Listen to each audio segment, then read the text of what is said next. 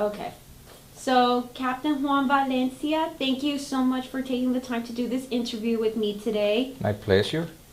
Um, so, being with we've heard a lot about you and your involvement with the Missouri National Guard and the U.S. Army, and your involvement here in Kirksville with teaching Spanish at Truman State University. We wanted to take the time to know a little bit more about you. So we want to start off with your background, where you're from, tell us a little bit about yourself, things like that. Okay. I was born and raised in Colombia, South America. I came to the United States when I was 22 years of age. I served in the United States Marine Corps for 4 years, and I also served in the Persian Gulf War back in the 90s. And after that, I got out of the military, got married, went back to college, and I got my bachelor's from University of North Carolina, Wilmington, and my master's and PhD from Florida State University in Latin American Literature and Creative Writing. I applied for a job and I got a job here at Truman, so the whole family came from Florida to Kirksville, Missouri. And once I was here and established, I had that need to serve in the military, and I joined the National Guard for 1 year, and I got my old rank of sergeant from the Marine Corps in the National Guard. And soon after that, 9/11 took place, and it was just a matter of a patriotic thing to do, stay in the military. And I was also asked to join the rank of the officers with the National Guard. So I attended OCS and was commissioned as a second lieutenant, and here I am now as a captain. So when you came from Colombia, did you move straight to Florida? Yes, that's correct. I came through Miami, and from Miami we just drove up to West Palm Beach, where my mom and my dad were staying at.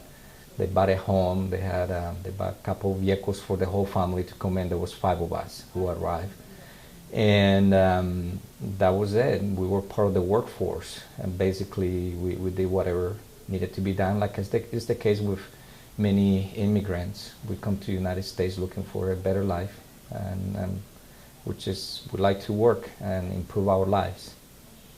So, what was your decision that made you join the Army, the United States Army? The first thing was the Marine Corps. When I joined the Marine Corps, I was at a point in my life where I wanted something bigger and better than what I was doing. I was working for IBM, and just that daily routine, getting up at 6 in the morning, go to work, punch a time card, then go back home, and it was just not cutting it for me. So I wanted a little bit more. I wanted a bigger challenge, and I also wanted to serve, and that's why I joined the Marine Corps. And the Marine Corps just give you all this discipline, these foundations that are going to help you the rest of your life. Be if you want to be a student, or if you want to be a manager, or if you just want to be working out there. And it's just something that I really like and I really enjoy. And when I came to Missouri and I decided to join the National Guard, I still had that need to be part of a group, to be part of an organization of professionals, and it still was there, and that's why I joined the National Guard. Initially, I joined the National Guard for 1 year, and that was all I was going to do. And within that year, that's when 9/11 took place, and that sort of changed everything for me, and of course the country and the family and society and the economy and everything. So I'm glad to be part of that group of professionals who, in this moment of crisis or changes, are part of the military and get to wear the uniform. So you've been involved with the Marine Corps and the Army and the National Guard. Altogether, how many years of service have you given to our nation? I just completed 16 years of service between the reserve and the active military. I have about 7 years of active military and 9 years in the reserve, in different short 2 weeks, 3 week tours around the country and outside the continental United States. And of course, as you said before, after 9/11, you felt you needed to continue to serve. Have you ever been deployed to either Afghanistan, Iraq, anything that had to do with the war of terrorism after Yes. 9/11? After 9/11, we deployed with the 110, that used to be the 110 engineers down in Macon, and it's no longer in service. I was part of that unit. I came into that unit as a fire team leader, and once I attended OCS, I became a commissioned officer as a second lieutenant, and then as a first lieutenant, the unit got activated. I was a first lieutenant in that unit when we got activated. It was in 2005, August 2005. I remember it was 5 August 2005. We had to report down to headquarters in Kansas City, and the unit returned from Iraq in November 2006. That's when we returned, and we served throughout Iraq. We were in the southeast part of the country, and close to Basra, and a little base called Talil. And within Talil, Camp Sapper 2, that was our base. And later on, we were moved and transferred to Baghdad, and we were in an area called Bayats. And then that's outside the international airport, Baghdad International Airport. And then from there, we moved north to Anaconda, Camp Anaconda. And that's where we served the rest of our tour in Camp Anaconda. So how many years in total you guys served in Iraq, your team? My company, I was in Bravo Company, we served a little bit over a year. It was about close to a year mark, but if you count the 3 months pre-deployment and then you count the couple weeks after we return, it will be close, active duty service will be close to 15 months. 15 months you guys in total served in Iraq? 12 months in Iraq, plus the activation time that we served pre-deployment, and then we went to California and we did some training over there as well. That was a month-long training. That was about 15 months total activation time. And that's been the only time you've been deployed to Iraq? That was the only time. That was my first time and only time. And my other experience with the war was during the Marine Corps.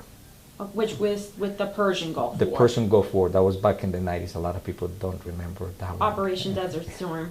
And how long did you serve in the Persian Gulf War with the Marines? That was the Marines. I was a corporal at the time. I was an engineer corporal at the time, and that's what we did. It was a different type of war.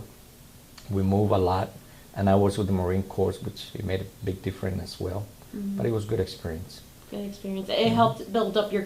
Would you say being in the Army has helped build up your character? It does.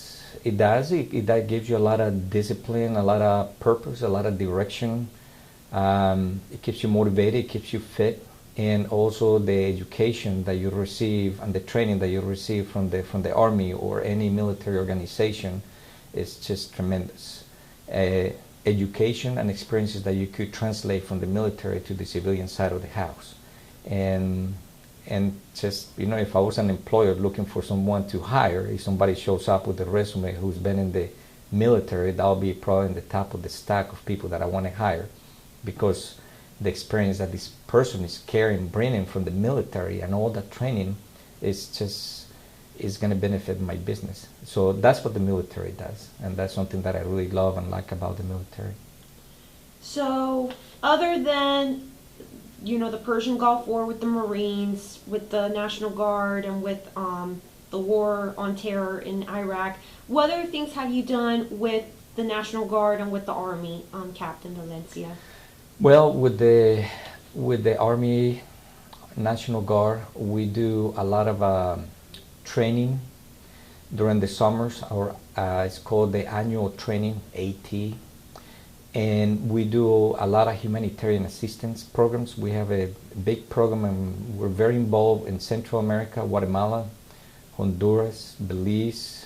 We do some in Costa Rica, Nicaragua.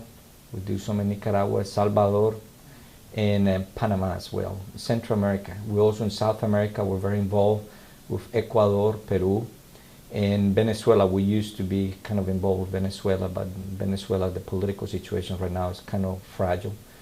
And we're trying to get more involvement in Colombia. So the humanitarian assistance, basically, they select a group of most likely engineers. So we go to these countries and be able to keep our skills, engineer skills, current. And we go on these missions and we build, either improve roads, build bridges, dig wells, build public centers or community centers in these countries, schools. We build a lot of schools and hospitals as well. And at the same time, what we do, trying to get the most out of these missions or this time that we have in these countries, we have medical readiness, where we bring a team of doctors and they just do evaluation of patients or treat some of the patients. There's a process to the whole medical readiness program. First, you have experts come, they grab a bunch of potential patients, they evaluate them, they create a file, and they know exactly what these people need. And then another team is going to come and reevaluate those patients. And finally, the medical readiness is going to come over there and do whatever needs to be done in the medical field to take care of these individuals. Same thing happens at the dental readiness. We have the same team goes over there, evaluate the dental situation, who needs surgery, extractions, fillings, whatever, and later the big team will come and try to take care of them. Sometimes the numbers could be in the thousands, sometimes hundreds, so it's a big impact that we have in Central America. We also have the veterinarian visiting team. They go and they vaccinate all the animals and the livestock and dogs and whatever out there, just to reduce the risk of diseases in the animals and livestock. And all of this that we do have a strong impact in security of those nations, democracy, and also the well-being. So it's a win-win for everybody. At the same time, we have our soldiers going to these countries and continues to practice their fields of specialty and continue to be current in their specialty, because we send electricians, we send carpenters, masonry, plumbers, everything. Everybody goes over there, and we do a 2-week rotation. So we have a company shows up over there for 2 weeks, and then another company is going to replace them. The whole mission lasts about 3 or 4 months, but it's only 2 weeks at a time that you're going to be getting a company coming and going. So I had the opportunity to be in few of those missions. In Panama, I went over there as a kind of evaluating what another units were doing and see how they were doing it and learning from that experience. In Guatemala, I was able to be there, I believe it was 2007. I was there as a safety officer for that mission. And this one time I went it was like a month ago, I got back from Honduras, where I was one of the coordinators of all the missions coming and going out of the base where we're working at. And again, that was only for a 2-week period. So, like you said, recently you just came back from Honduras. Your main project in Honduras was building schools, correct? Well, we have schools, hospitals, and also we had the medical readiness and the dental readiness, and we also had the veterinarian readiness. But the schools and the hospitals, and also some road improvements that we did around there as well. Mm-hmm. How would you say, what the schools, were they, for all ages? Were they for, kids who were for the needy kids, things like that? The schools, a lot of these communities, and you have to understand these are pretty kind of remote towns. The infrastructure is not there either. The sewage, running water, the electricity. Some of these homes will have electricity. And it's just very rural condition. And the schools that we were building was for the whole community. So there's no schools in the whole community. Some of them were meeting in a barn. And some of these kids only get up to third year of elementary school, and that's it. And there's not the infrastructure to support the education of the community. And what we do is we build a school that will be for the whole community, and how the community is going to use that school will be up to the local representatives or officials, but at least they'll have a building with 5 classrooms, and they'll have their restroom facilities, and they will have a place that they could call school instead of having a barn. They'll have a concrete floor, they'll have windows, they will have electricity, they will have outlets, and they will have bathrooms to go to if they have to. They'll have boards on the wall where they can write, and we're in the planning phase to get the desk and the furniture so they could have something over there. And of course, later on through the embassy, the American embassy in that country, they're going to be doing donations like computers or books, backpacks, and shoes or whatever. So to answer your question, what grade is going to be going to this school is pretty hard to determine. That will be up to the officials, but at least they have now a building that they can call a school that they didn't have before. And like you said, you also did hospitals there to give better medical care to the people. Where in Honduras were you guys? We were located, I don't know if you're pretty familiar with the map of Honduras, we're located about 40 miles southwest of San Pedro Sula. San Pedro Sula is the second biggest city in Honduras. And we're kind of a rural area. There was a highway going close to all the projects that we had, but once you come out of the highway, the infrastructure, and it's just not there. So that's where we're at. We're in this little base, and it's called Copan. Well, it's not quite called Copan. Copan is a little bit farther, but they use different name. Cortes de Copan was a little base where we were operating out of. So now that you have come back, you just built the school and a new hospital for the community. How do you feel? Do you have a good feeling knowing that the people of this little town that you guys just helped, knowing that the kids are going to have a better education, now the hospital is going to have better medical care for the people? The unit in charge of this mission was the 1140th engineers out of Cape Girardeau. They were the ones who did all the planning, all the coordination, everything.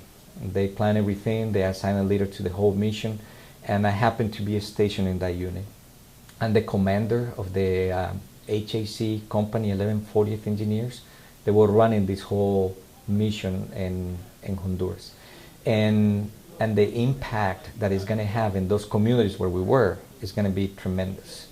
Because yes, the hospital, now they're going to have a hospital, it's going to be a staff. Instead of somebody getting hurt and either living with the illness or the injury without any treatment and do house remedies, now they can take them to the hospital. And the hospitals are going to have nurses, and they're going to have doctors, and they're going to have some equipment, and they're going to have some beds, and they're going to be able, yes, that's going to make a difference. Same thing with the school. Now the kids can go to school, and if it rains, they can stay inside the building. If it's hot, they can open the windows or have the classroom outside. They're going to have a soccer field right outside. And I think the impact in these communities is going to be tremendous. From our side, there's a lot of satisfaction to know that we found this place and we did something worthwhile, and we left it better than the way we found it. And it's just a good feeling all around. All the soldiers in my unit, the ones that I talked to, they have a really good feeling of accomplishment. They did something good. And they were able to see how other people, how they live, and how they make it, and how happy they actually are, because these are really happy people. For our conditions and our standard of living, we looked at them, we say, whoa, how can those people live like that? How could this? But they're actually happy. Happy people, they get love, they get a lot of attention, they have friends, they have family who cares about them, and they're happy. And they haven't been over here, they don't know how we live and what we have, and they're happy with what they have. And that's pretty amazing for our soldiers to go over there and really live and work with some of these people and learn from that experience as well. So it's a very rewarding experience, and everybody wins out of this whole mission in those countries. So with all the places that you've been to, how different have you looked at life from living in Iraq, from living in Central America doing these missions? How different are these lives from here at home in the United States? Mm-hmm. Well, the one thing is that people in Iraq, people in Guatemala, people in Honduras, Panama, Colombia, that's what they know, and they're pretty happy with what they have, and that's their life, daily life, and that's their culture. They have some values that they go by, and that's how things are. And the interesting thing would be being over there and then coming back to the United States and being over here. From my point of view, what I can say is that I am glad to be in the United States. I am glad to be in America, very proud to be an American and to live in this country, because this is just one of the greatest countries in the world. Not to put down their country and their culture, but they're happy where they are and what they're doing and happy with what they have. But for me to be able to go to Iraq, go to Saudi Arabia, go to Kuwait, go to Spain, whatever, and Central and South America, and then look at what we have, a lot of the times we take it for granted in this country. We have a great system, a democratic system. There's justice, there's law, a country of law. There's many options and possibilities for somebody to do better. There's that option, there's that chance in this country. If you work hard, if you get an education, if you do the right thing, if you really want it, move up in social class or make more money or whatever, this is the country. This country will give you those options and those possibilities. I'm a good example of somebody who migrated to the United States, came to the United States, worked hard, got in the military, got an education, and now I'm a college professor teaching at Truman State University, one of the greatest public liberal arts university in the Midwest, and also serving in the military as an officer in charge of a company of engineers. That is just, this is it. This is the country of opportunities. So looking at the whole thing, this is the greatest place that I could possibly be right now. Actually, I forgot to ask you this earlier, but it's good. You were talking about saying you were proud to be an American. Mm-hmm. Since you were originally from Colombia and you came here in your mid-20s, when did you become a citizen of the United States? I came to the United States as a legal resident. I have my little green card. And while I was in the Marine Corps, I applied for my citizenship.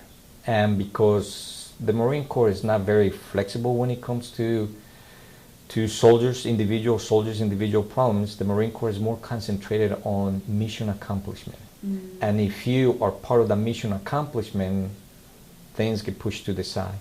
So a couple of my appointments that I had to become a citizen down in Miami had to be canceled. I actually, the last year in the Marine Corps, I was able to take time off, go to Miami. That's where I did my swearing ceremony. It was in Miami.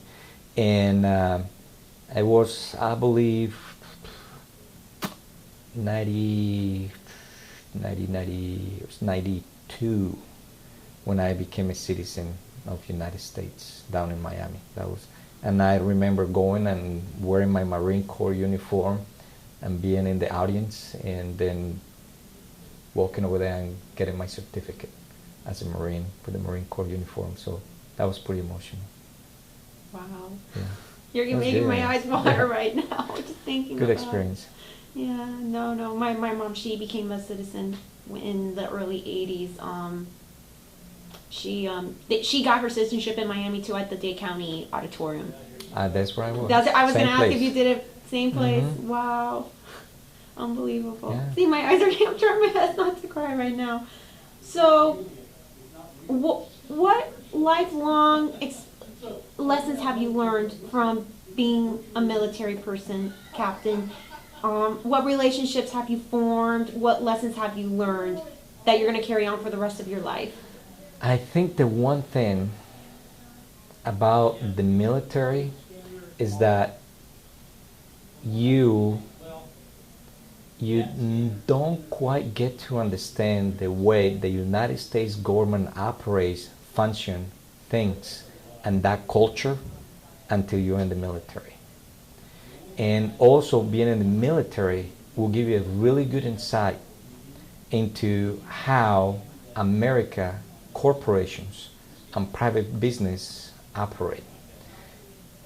The way I see it, you are an outsider of what's going on internally in the country, and the mentality and the values and the idea of freedom that we cherish and protect so much until you are in the military. Is being in the military where you get this window into what all of that means. And if, to me, that's the way I see it, because people may talk about freedom, people may talk about this government, people may talk about the founding fathers, people may talk about the Constitution, but you only get a grab of that idea by being in the military and serving in the military and serving for this country. There's when all this becomes so clear how the whole thing is supposed to be and why we do what we do. The other great thing about the military is the friendships and people that you meet and the friends that you make. The other great thing is being part of this group, this team of professionals. The other great thing is the education that you get from the military, all the training, very valuable training. And the other good thing is the benefits that you get out of the military and serving in the military, because we do make a lot of sacrifices. And some of the benefits that we receive, not that we serve for those benefits, but some of those benefits for some individuals who have given so much for this country are not quite there in a way to compensate all the sacrifices they made. You know, some of the soldiers lose limbs and vision and hearing and different things, and sometimes we think they're getting all those benefits and that the government or the military is taking care of them, when in reality it's actually some private organization or some community doing what they need to do in order to take care of this warrior. So that's sometimes it's pretty sad to hear that that's the case. All right, and my last question is, with all the work that you've done, do you miss home a lot?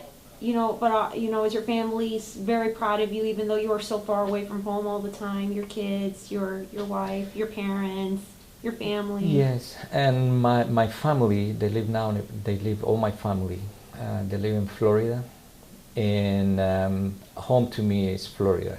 Go to Florida and visit the family and spend time with the family and eat the Hispanic food and the typical dishes that we cook in Colombia, and go to the grocery store and be able to buy some of the candy and all the good stuff and some of the sodas that you drink back home. So Florida is home to me.